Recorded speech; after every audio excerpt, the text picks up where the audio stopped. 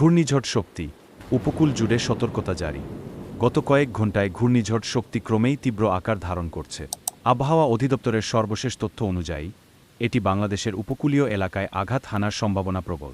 বিশেষ করে খুলনা, বরগুনা, পটুয়াখালী, ভোলা, পায়রা ও চাঁদপুর এলাকা সবচেয়ে বেশি ঝুঁকিতে রয়েছে। সরকারি প্রস্তুতি নেওয়া হয়েছে। উপকূলীয় এলাকাবাসীকে নিরাপদ আশ্রয়স্থলে যেতে ও জরুরি সতর্কতা মেনে চলার অনুরোধ জানানো হয়েছে।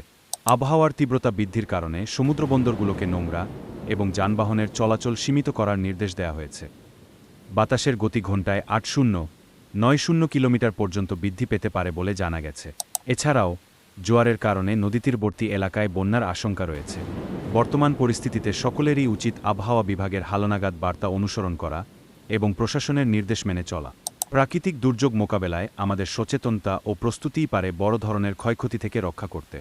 ঘূর্ণিঝড় শক্তি যেন প্রাণহানি বা বড় ধরনের বিপর্যয় না ঘটায়, সে লক্ষ্যে সকলের সম্মিলিত প্রচেষ্টা জরুরি। Report. The A Crew.